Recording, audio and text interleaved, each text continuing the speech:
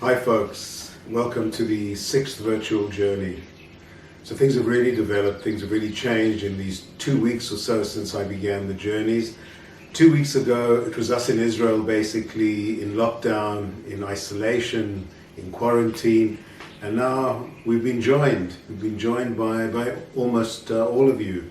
Those of you who are in South Africa, in Australia, in England, in America, all of you now are living in the same lockdown situation. So first of all, I wanted to please ask you to be careful, stay safe and healthy.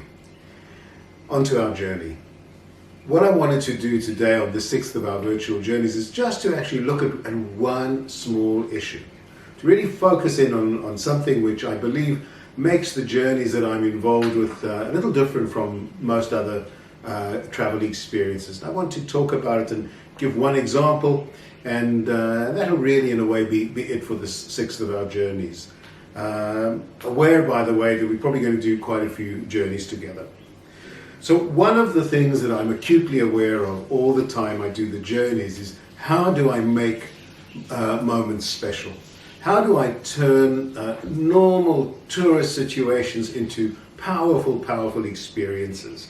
And I want to suggest that the methodology that I use is one which does the following.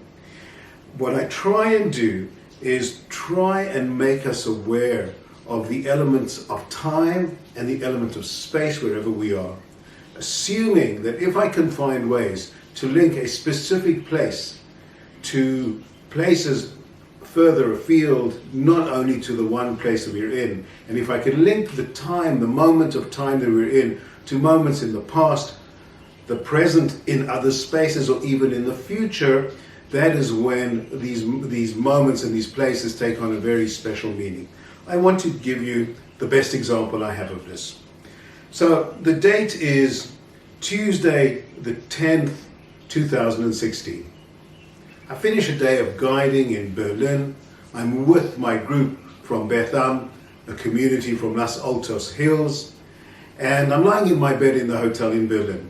And I'm acutely aware that I haven't yet thought through exactly what my guiding is going to look like the next day. Where we're going to be in the morning is in Potsdam, in Sanssouci, in the beautiful gardens of Sanssouci. And all of a sudden I'm aware that the 10th of May 2016 is actually a very significant date.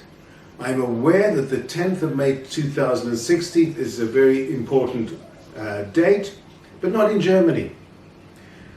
I make a decision based on my understanding of, as I said, how we use time and space to make moments more powerful. I make a decision that I'm going to do my guiding differently the next morning.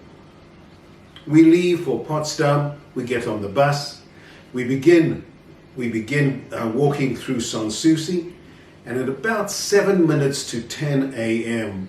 I get my group together and I ask them to stand in a circle.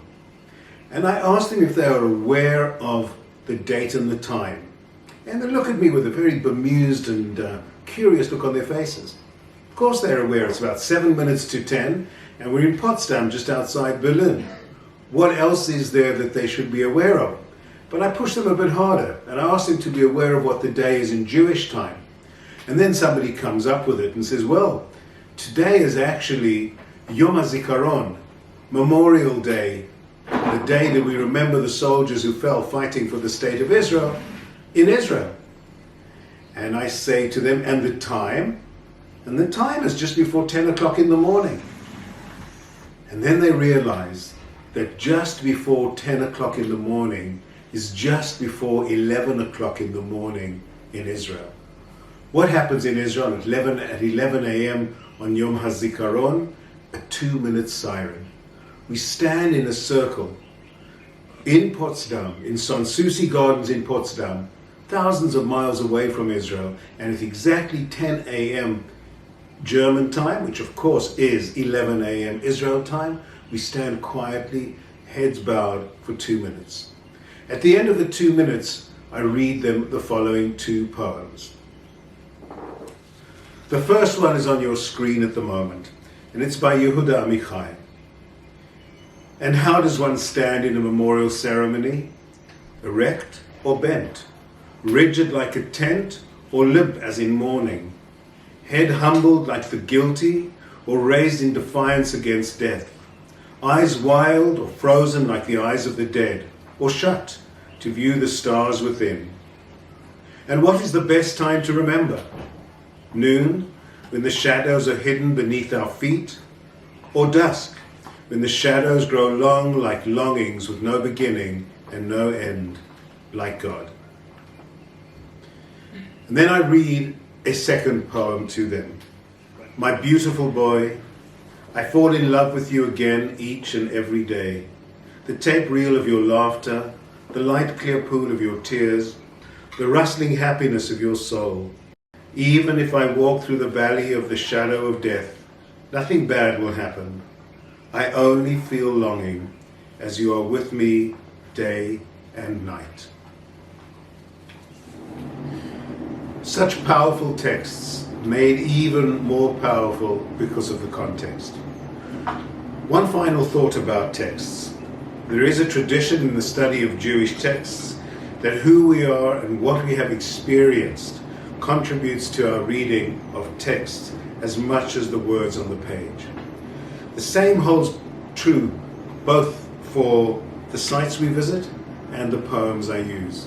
When you travel with me and go to a particular site, your life experience, the stories you tell about who you are, impacts dramatically on the way you experience the site and the way you hear the poems that I use. I want to give you two examples. Many of you have visited the Children's Memorial in Yad Vashem, a powerful, emotionally heart-wrenching site which tells the story of the murder of 1.5 million Jewish children.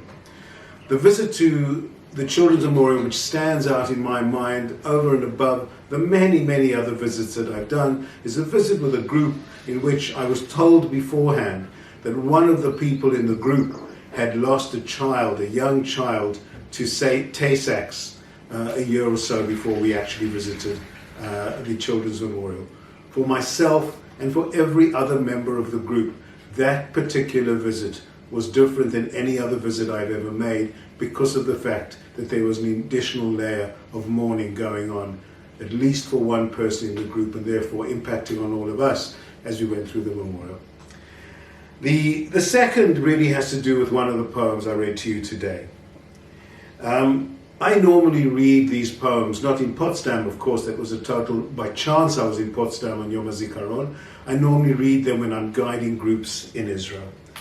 What I choose to do with the groups, to be honest, to increase the impact of that moment of 11 o'clock in the morning when the siren goes off for 2 minutes, is to be standing with a group alongside a major artery in Israel, a main road in a city, or even a highway between cities.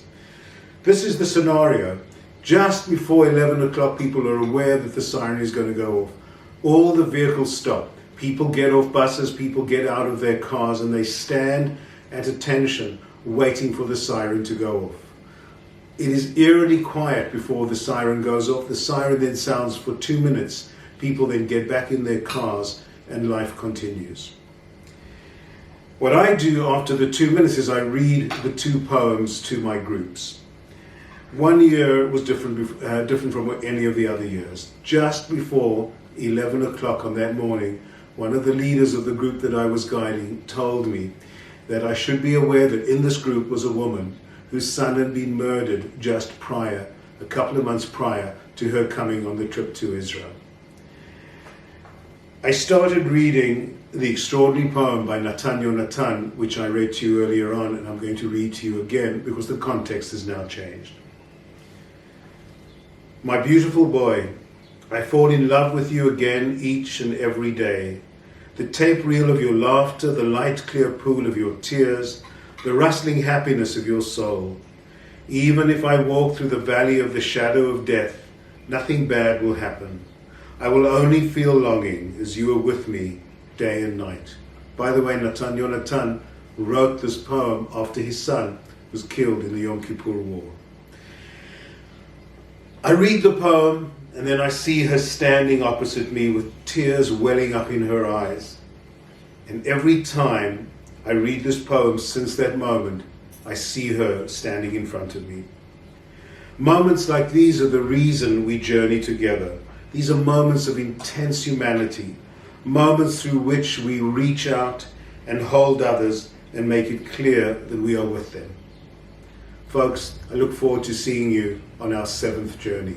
Until then, be careful, stay healthy, and when it's over, we'll meet on the other side and have a coffee over here in my home in Israel, or maybe your home, wherever you are in the world. Take care.